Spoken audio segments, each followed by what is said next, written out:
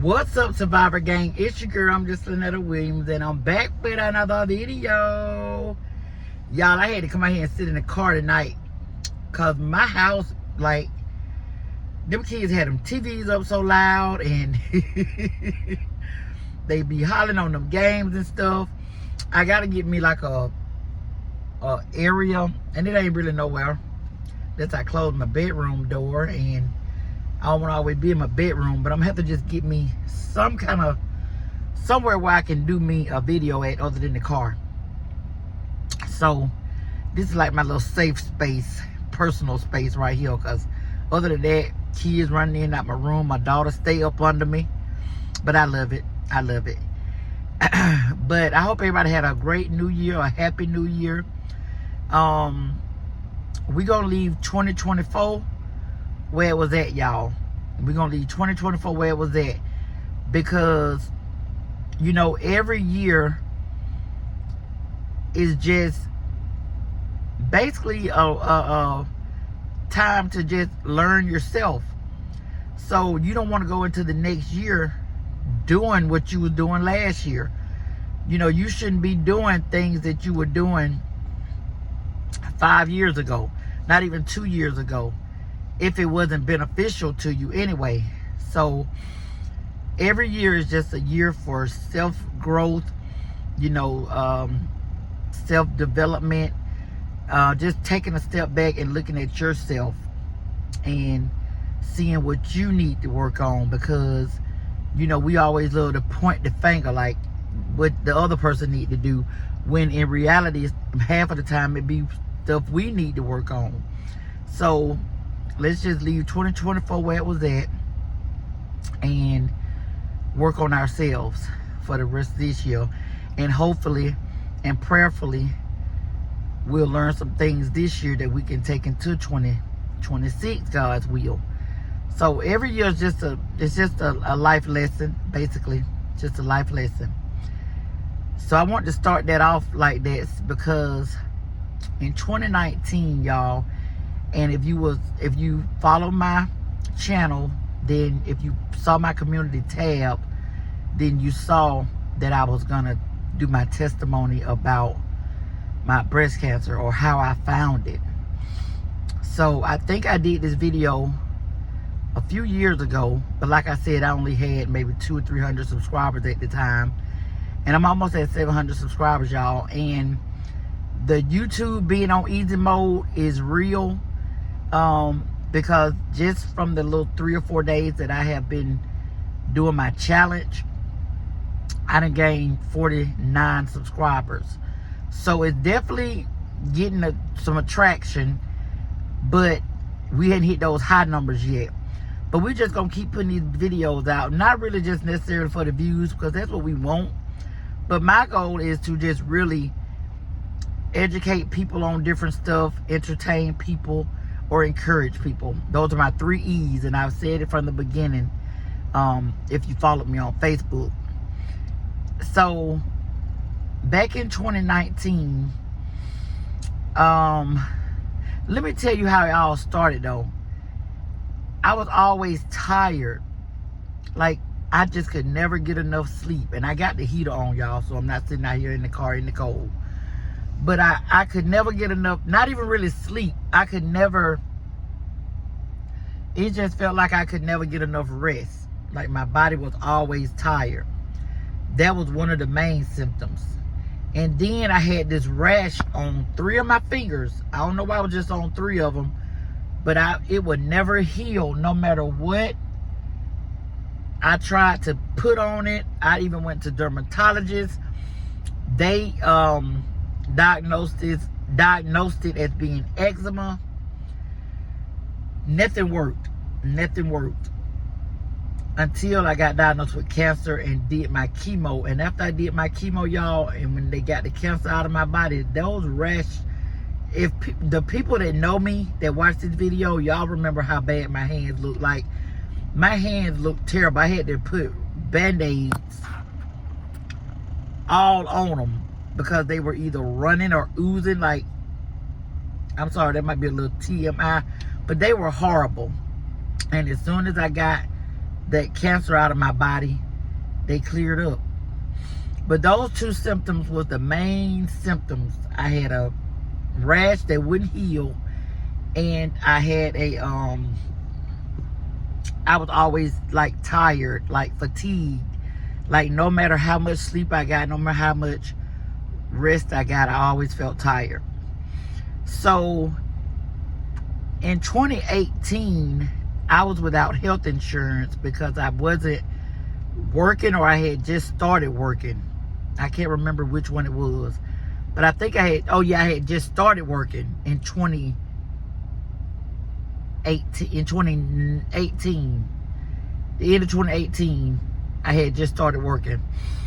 And I went to the beginning of 2018, actually. I went to the doctor, and the doctor, I went to the gynecologist and had my little, yearly checkup, little woman checkup.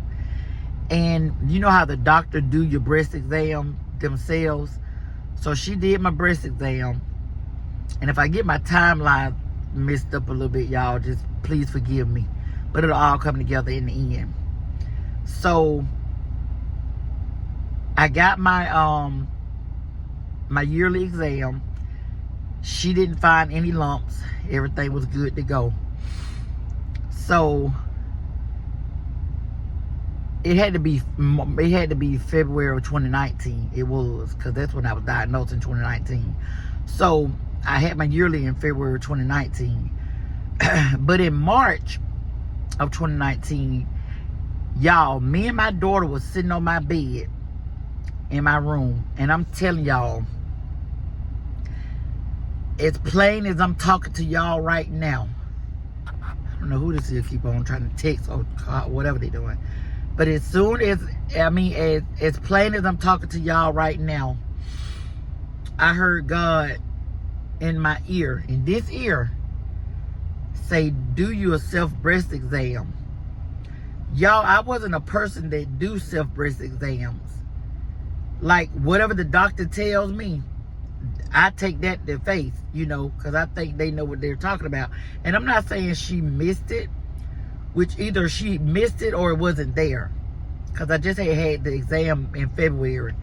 But in March, I heard, do you a self-breast exam. So I did that self-breast exam. I told my daughter, I said, I laid down on my bed, and I said, I'm finna do me a self-breast exam. So I did my exam, y'all, and I found a lump in my right breast.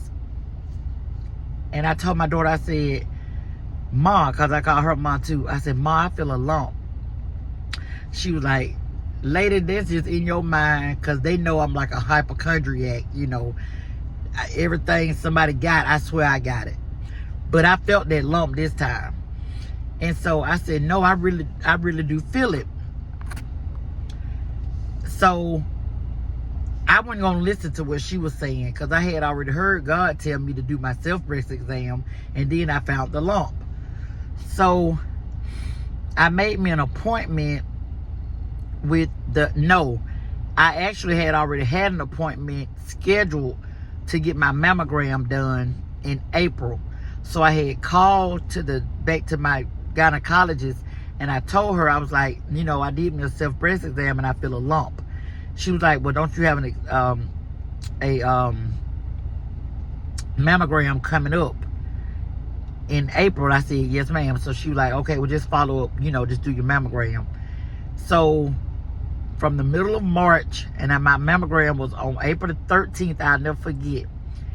I went to my mammogram, and the mammogram took so long to come back, y'all. Like, I was like, dang, how long do it take these things to come back? So it finally came back like almost 2 months later. And with the letter, they sent me a letter saying that I needed to go for further testing. So one day when I was at work, because I was still working then, I worked at the hospital. So I just had to go downstairs to the x-ray, department to get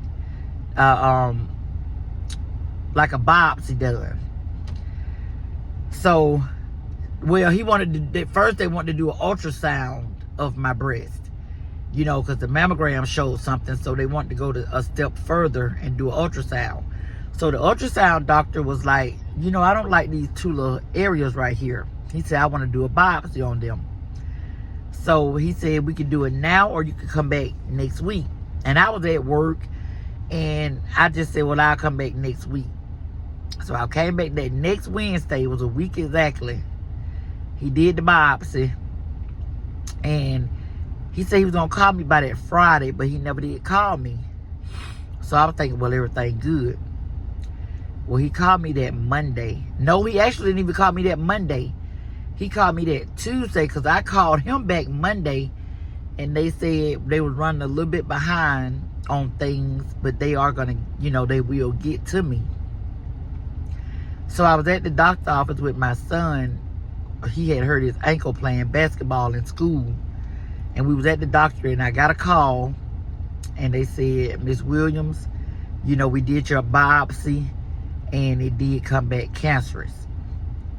Y'all, I broke down crying right there in that doctor's office. And I cried and cried and cried. But let me tell y'all what I heard on my way home. I heard, do you know whose child you are?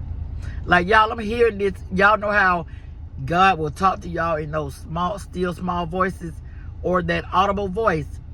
See, I'm still working. I bit my cheek, my gum. I'm still working on knowing that still small voice. So he know that he had to come to me with that loud audible voice so that I can know that it was him. Because sometimes I get my voice and his voice, you know, what you want to hear in your mind, or his voice mixed up. Now I'm learning it a little bit better, and you'll learn his voice more and more with time as you learn his word. But I'm still kind of not a beginner Christian, but it was just hard for me to hear his voice sometimes, that small voice, that still small voice. So he gave me that loud audible voice, and he said, do you know whose child you are? Just as plain as day. He said, stop crying. And I cried. Y'all, when I tell you I didn't cry no more. The only other time that I did cry was when my hair started falling out from the chemo.